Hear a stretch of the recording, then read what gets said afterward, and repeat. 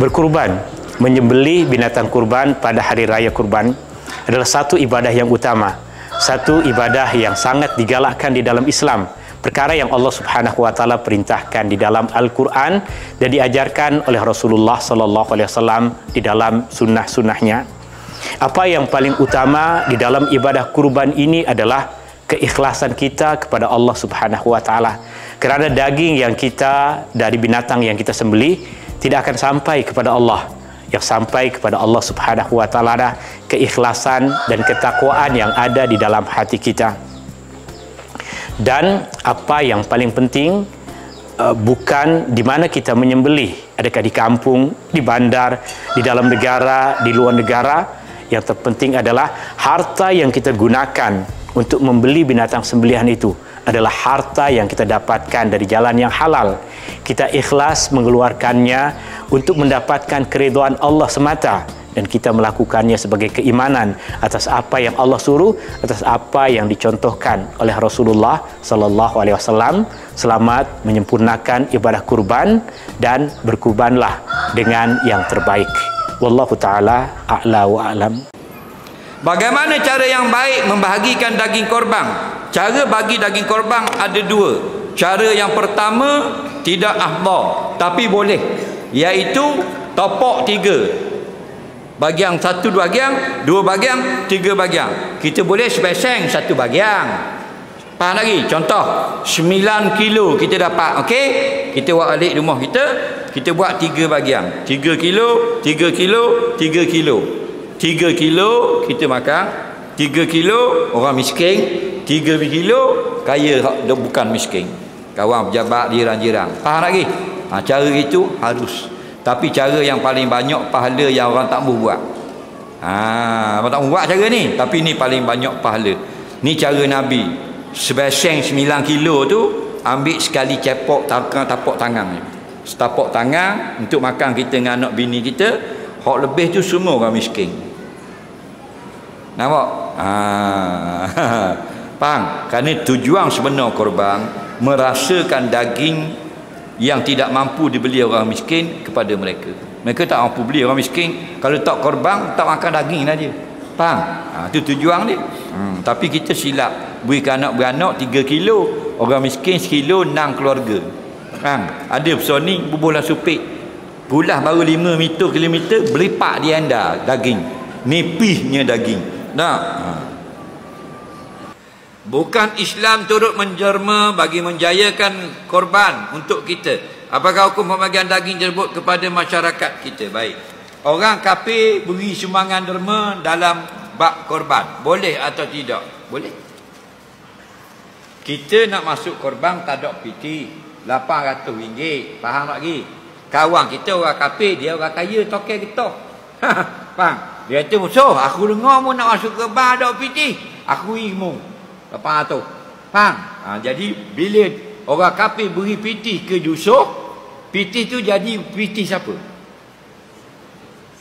Jadi piti Yusuf. Dia pun masuk korban. Harus. Faham lagi? Yang tak boleh, masuk nama orang kafir tu korban. Tidak boleh. Faham lagi? Tidak sah. Faham lagi? Dia bukan semua orang kafir ni tak boleh. Kita mengaji baru kita tahu perenggang apa boleh, apa tak boleh. Faham lagi? Abang tu suruh pergi dengar mak. Ni orang ngajar mu kata tunggang agama. Korok kering semua. Faham? Abang nak ngajar. Bila kita ngajar dia kata ustaz politik. Bila masa aku masuk politik je. Faham? Kita pun tak pandai. Kalau pandai politik aku wakil rakyat dah. Faham tak? Tak pandai. Bukan penceramah politik. Faham lagi? Penceramah agama saja. Okey? Dan sebab apa ada kat sebut politik? Bila boleh sebut tak ada salah. Macam ekonomi kat boleh tak sebut? Boleh nak? Faham? Sebut nak suruh jadi molek. Okey? Semua benda hiburan boleh sebut dalam ngajar. Tak? Matematik boleh sebut, dunia pun boleh sebut. Okey? Jangan ajar benda yang salah. Faham? Baik.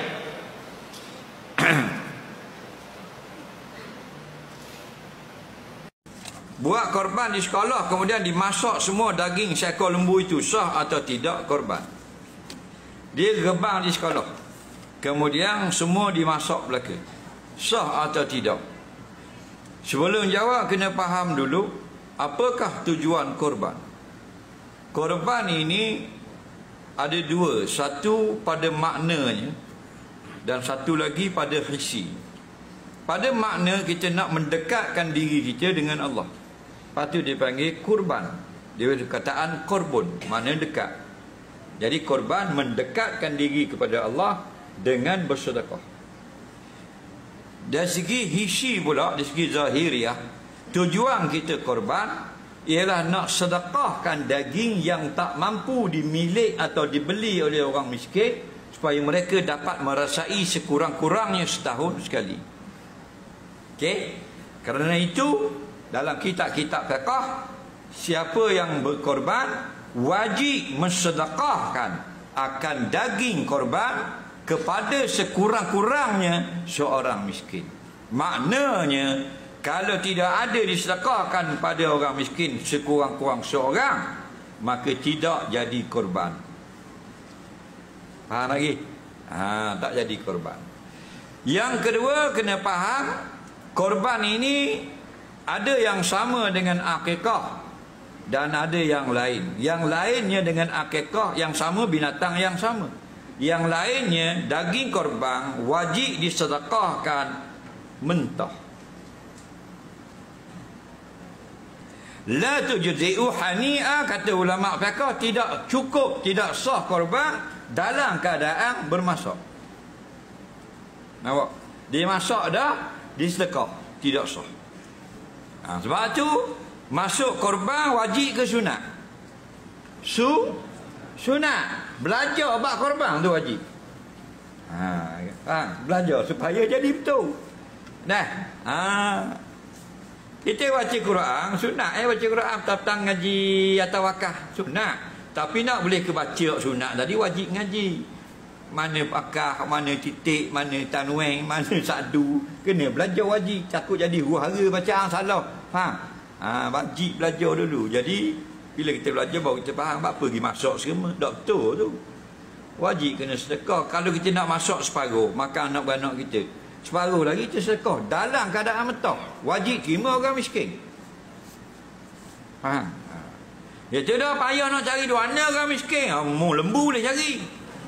Orang miskin tak mau cari. Jawab pandai tak mau jawab.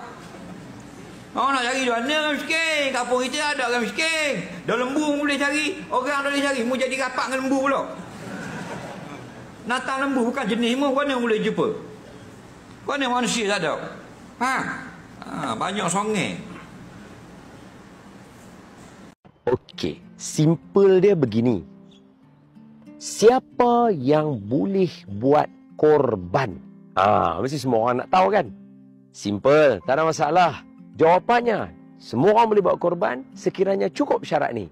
Nombor satu, Islam. Mana seorang yang beragama Islam, ibadahnya dikira oleh Allah Subhanahu Wa Taala. Yang kedua, merdeka. Merdeka maknanya bukan seorang hamba lah. Jadi yang ini perlu juga sebab kita nak kena faham walaupun zaman lah tak ada tajuk hamba. Yang ketiga, baligh. Keempat, berakal. Dan yang kelima, berkemampuan. Siapa yang cukup 5 syarat ni, buatlah korban. InsyaAllah, jangan takut. Siapa yang berurus niaga demi Allah Subhanahu Wa Taala, Allah akan mengganjarinya dengan lipat kali ganda. Power? Power. Sebab apa? Allah bukannya siapa-siapa. Semoga selamat menjalani ibadah korban. Korban nak buat apa? Maka jawabnya, kalau korban wajib, maka daging korban wajib disedekahkan ke semuanya. Orang yang buat korban tak boleh makan daging korban tersebut. Haram. Tetapi kalau korban itu korban sunat, maka orang yang melakukan ibadat korban mempunyai beberapa pilihan berikut. Ikut keselesaan dia. Yang pertamanya, disedekahkan ke semuanya. Itu kalau korban sunat. Dia boleh sedekahkan semuanya tanpa mengambil walaupun sedikit. Yang keduanya, diambil sedikit untuk dimakan. Untuk dirinya dan ahli keluarganya. Sebagai mengambil keberkatan. dan yang selebihnya disedekahkan kepada fakir miskin. Hak ni pilihan yang terbaik. Yang ketiganya, orang yang buat korban, dia boleh membahagikan daging korban kepada 3 pembahagian. 1/3 diambil untuk dimakan oleh dirinya dan ahli keluarganya. 1/3 lagi disedekahkan kepada fakir miskin, dan 1/3 yang terakhir dihadiahkan kepada orang kaya.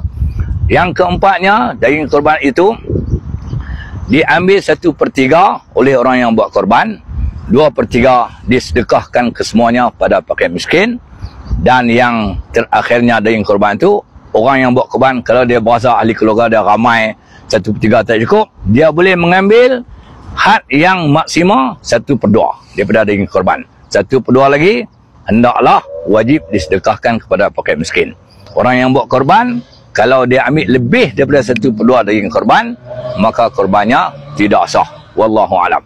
Mengurangkan kesakitan pada dia, iaitu kita kena tunggu. Buat apa? Kita tunggu. Tadi yang selepas darah kita tu kita dah cek, tunggu dia, belai dia, usap dia, tepuk dia, pujuk dia, tepuk. Baca surah Al-Mulk ayat 14. Nak bagi tenang. A'udzubillahi minasyaitonirrajim. Ala ya'lamu man khalaqa huwa latiful khabir. Ayat 14. Semasa kita dah sembelih tu, usap dia. Bacalah doa Allahumma azam minka tu. Fataqabbal minni. Itu doa korban lah. Boleh doa. Dan tapi jangan tinggal. Biar orang lain tinggal. Kemudian arahkan orang yang ikat kaki belakang, kendurkan kaki tu. Biar dia berlaku rentapan, bebas. Nyawa dia banyak, kuat bunyi. Kuat. Bunyi dia kuat. Itu adalah bunyi nyawa. Seumpama seorang gembala, dia tambat lembu dia dekat tanah dia. Kemudian lembu tu dah makan rumput tu. Tali lembu kan panjang. Bila habis rumput persekitaran tanah kita, maka dia akan menjangkau tanah orang lain. Ini Nabi sebutlah hadis. Maka dah masuk. Dia makan rumput tanah orang sebelah, maka haram dah ada kat situ. Jadi kalau kita ni penternak dia, kita kena pergi jumpa tuan tanah tersebut dan minta dihalalkan rumput yang dimakan oleh lembu kita. Kalau tidak, sebahagian daripada dagingnya adalah haram. Jadi bila haram, tuan-tuan, kita makan tidak ada keberkatan. Labbaik Allahumma labbaik, labbaik la syarika lak labbaik, innal hamda wan ni'mata lak wal mulk la syarika lak. Labbaik Allahumma labbaik. Hari ini saya akan terangkan pasal syarat sah haiwan korban. Yang pertama ialah haiwan ternakan sahaja. Seterusnya, haiwannya sihat dan bebas daripada sebarang penyakit. Yang ketiga, haiwannya tidak cacat. Akhir sekali, minimum umur haiwan ternakan yang dibenarkan untuk berkorban. Contohnya, lembu ataupun kerbau, 2 tahun masuk tahun ketiga. Seterusnya, saya akan bercakap berkaitan antara perkara sunat dalam ibadah korban. Yang pertama, kita hendaklah memberi makanan kepada haiwan korban sebelum disembelih. Seterusnya yang kedua, membaca bismillah. Dan akhir sekali berselawat ke atas Nabi Muhammad SAW. Juga penyembelih dan haiwan mestilah menghadap ke arah kiblat.